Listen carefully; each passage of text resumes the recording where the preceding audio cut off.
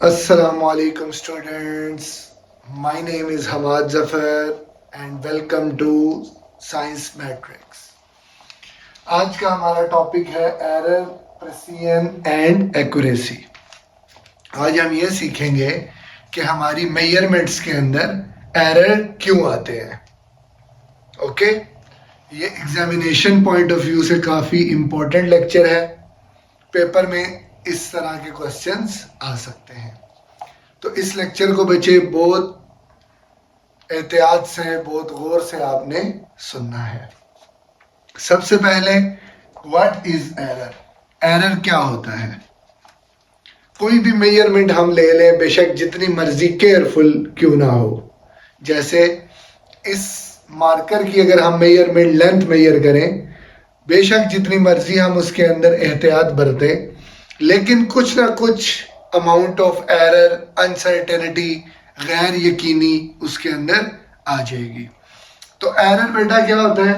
Difference between measured value and true value.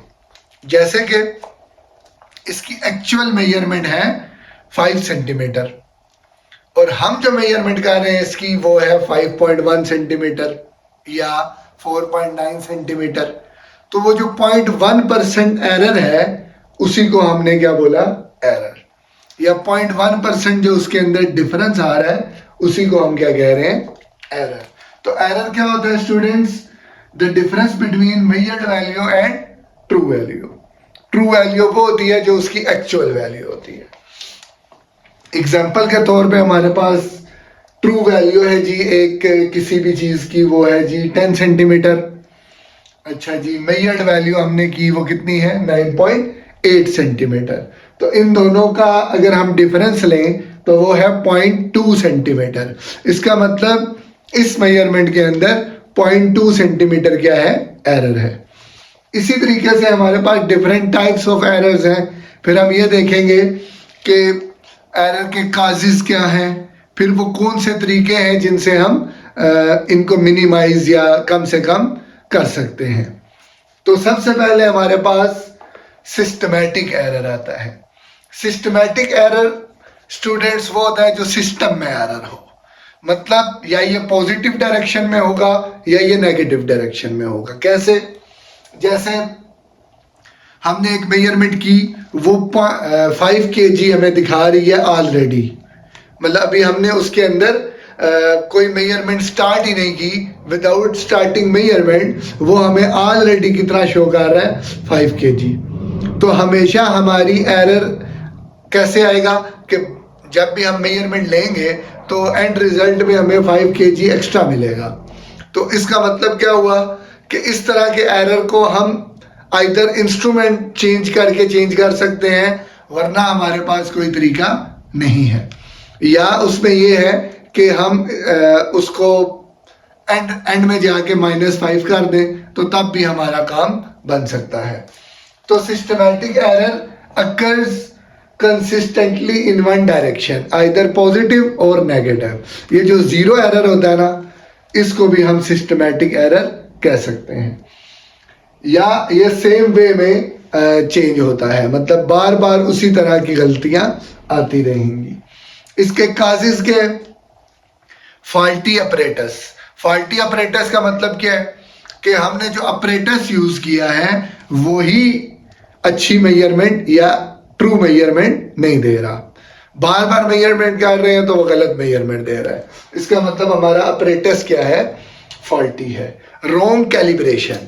Calibration क्या होता है कि अगर हमने उसको शुरू में ही सेट नहीं किया, मतलब जीरो एरर उसका सेट नहीं किया। जीरो एरर क्या होता है कि कोई भी मेजरमेंट लेने से पहले अगर हमारा इंस्ट्रूमेंट कोई रीडिंग दे रहा है, इसका मतलब है उस इंस्ट्रूमेंट के अंदर एक जीरो एरर है। तो first of all we have to remove that error. अगर हम उसको रिमूव नहीं कर सकते तो हम उसको काउंट कर लेंगे, कैलकुलेट कर लेंगे या नोट डाउन कर लेंगे। तो इन द एंड हम अपनी मेजरमेंट में से उसको माइनस कर देंगे। तो रॉन्ग कैलिब्रेशन नहीं होनी चाहिए। इम्प्रॉपर सेटअप, जैसे हमारे पास एक इंस्ट्रूमेंट है जिसका नाम है मेजरिंग सिलेंडर। मेजरिंग सिलेंडर क्या होता है कि जिसमें हम अननोन मतलब के वॉल्यूम को मेजर कर सकते हैं अननोन या इरेगुलर शेप स्टोन या इरेगुलर शेप ऑब्जेक्ट्स का अगर हम वॉल्यूम मेजर करना हो तो हम मेजरिंग सिलेंडर से कर सकते हैं। उसमें क्या होता है कि एहतियात क्या बरतनी होती है कि आपने मेजरिंग सिलेंडर को बिल्कुल स्ट्रेट रखना है। स्ट्रेट इसलिए रखना है, अगर टेढ़ा होगा तो उसके अंदर वाटर है, अच्छे से आप मेजरमेंट नहीं कर सकते, उसमें बबल्स की फॉर्मेशन नहीं होनी चाहिए। तो इम्प्रॉपर सेटअप का मतलब आपने सेटअप सही से नहीं किया, मेथड ही गलत यूज कर रहे हैं आप, मतलब आप डिफरेंट तरीके का मेथड अप्लाई कर रहे हैं जिससे मेजरमेंट के अंदर एरर्स आने के चांसेस ज्यादा हैं। फिर पर्सनल एरर होता है। पर्सनल क्या होता है? इंडिविजुअल बाइसनेस, मतलब मुझे लग रहा है कि ये मेजरमेंट इतनी है। जैसे ये बोर्ड है हमारे पास, इसकी मेजरमेंट है फर्ज करें 20 मीटर्स।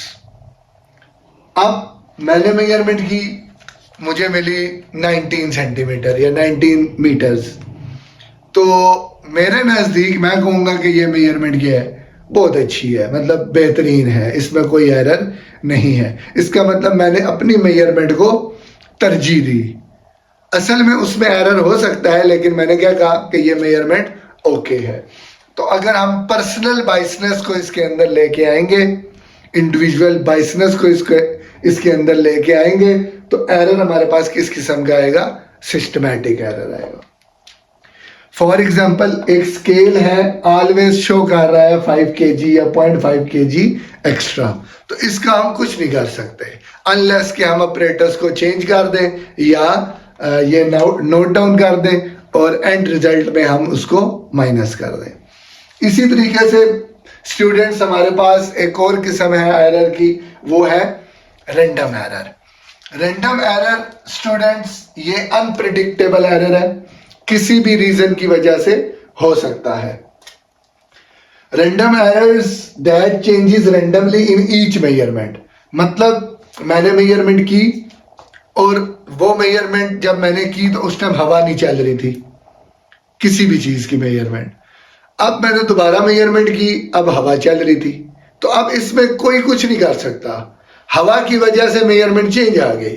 तो इस तरह का एरर अगर होगा, या टेम्परेचर में चेंज आ गया और उससे मतलब ऐसी मेजरमेंट हम कर रहे हैं जो टेम्परेचर सेंसिटिव है, तो उस तरह का एरर हम कुछ नहीं कर सकते उसके बारे में। तो वो एरर हमारे पास कौन सा होता है? रैंडम एरर्स होता है।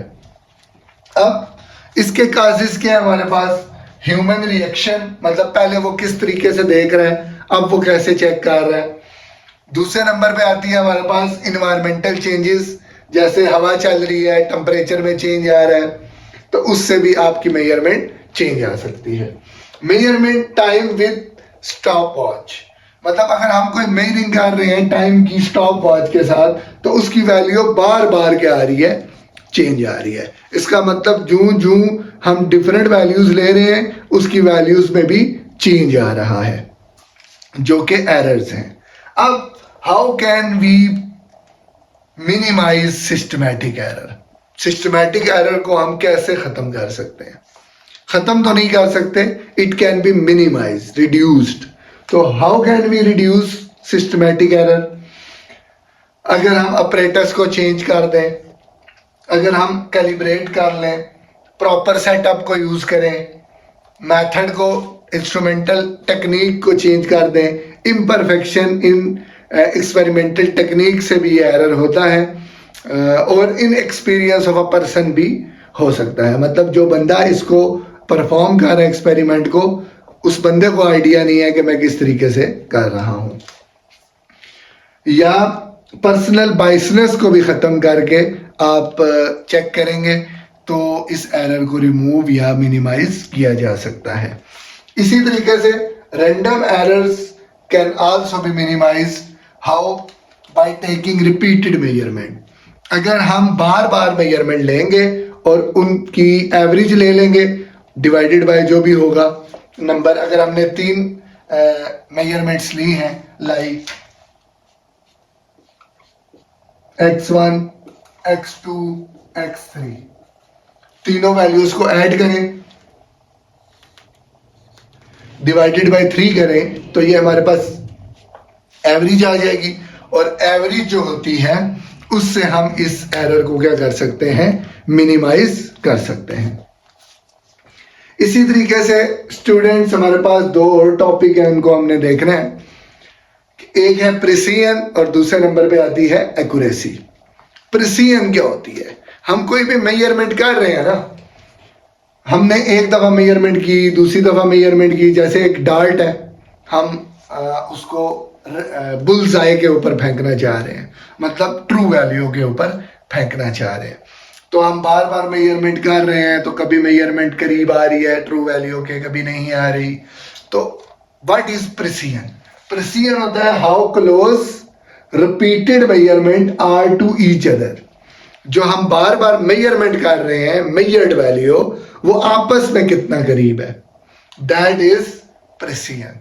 जैसे कि 9.8 किया पहली मेजरमेंट, दूसरी की 9.8, तीसरी भी की 9.8, या एक की 9.8, दूसरी आई 9.7, तीसरी आई 9.78।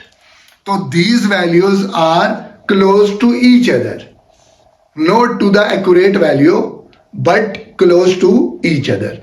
अगर सब वैल्यूज एक दूसरे के करीब हैं तो हम कहेंगे ये मेजरमेंट हमारे पास प्रिसाइज तो है, लेकिन जरूरी नहीं है कि ये एक्यूरेट भी हो। इसी तरह दूसरा कॉन्सेप्ट है हमारे पास एक्यूरेसी। एक्यूरेसी होता है students how close a measurement to the true value. True value के कोई भी मेजरमेंट कितना करीब है, जैसे कि ट्रू वैल्यू कोई भी हमने ले ली 10 सेंटीमीटर, मेजर्ड वैल्यू हमने ली 9.9 सेंटीमीटर, विच मीन्स दैट कि हमारी जो मेजर्ड वैल्यू है वो ट्रू वैल्यू के बहुत करीब है और उसके अंदर 0.1 एरर है। सही है।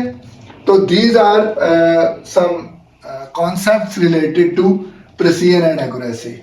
लास्ट में हम एक एग्जांपल देखेंगे। ये हमारे पास एक वो बुल्स आई वाला है कि जिसके अंदर हम डार्ट प्ले कर रहे हैं। अब ये रेड जो पॉइंट है सेंटर, ये ट्रू वैल्यू है। अब जितना इस वैल्यू से दूर जाएंगे इसका मतलब आपकी वैल्यू ट्रू वैल्यू से दूर जाती जा रही है और उसमें एरर बढ़ता जा रहा है। तो नीचे हमने कुछ सिचुएशंस ली हुई हैं, इनको देख लेते हैं। ये हमारी ट्रू वैल्यू है और ये वो वैल्यूज हैं, वो डार्ट्स हैं जो हमने फेंके हैं। अगर हम यहाँ पे देखें तो सारे डार्ट्स, पहला डार्ट फेंका, दूसरा, तीसरा, चौथा, पांचवा, सब डार्ट्स एक दूसरे के तो करीब हैं लेकिन ट्रू वैल्यू के करीब नहीं है, which means this measurement is precise but not accurate. तो हम इसको क्या लिख सकते हैं, प्रिसाइज बट नॉट एक्यूरेट।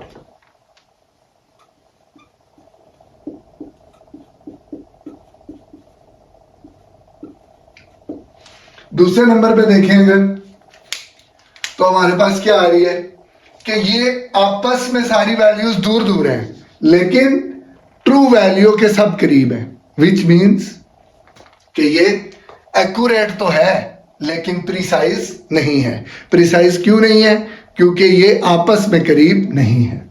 इसी तरह थर्ड नंबर पे अगर हम देखें तो ना ये रेड वैल्यू के करीब है, मतलब ट्रू वैल्यू के करीब है, ना ये आपस में करीब है, विच मीन्स ना ये एक्यूरेट है ना ये प्रिसाइज है। लास्ट पे अगर हम देखें तो ये सब आपस में भी करीब है और ट्रू वैल्यू के भी करीब है, which means high precision high accuracy. तो ये था जी हमारा आज का लेक्चर। किसी को कोई समझ नहीं आई हो, क्वेश्चन करना हो तो कमेंट बॉक्स में लिख दें। आज के लिए अल्लाह हाफिज।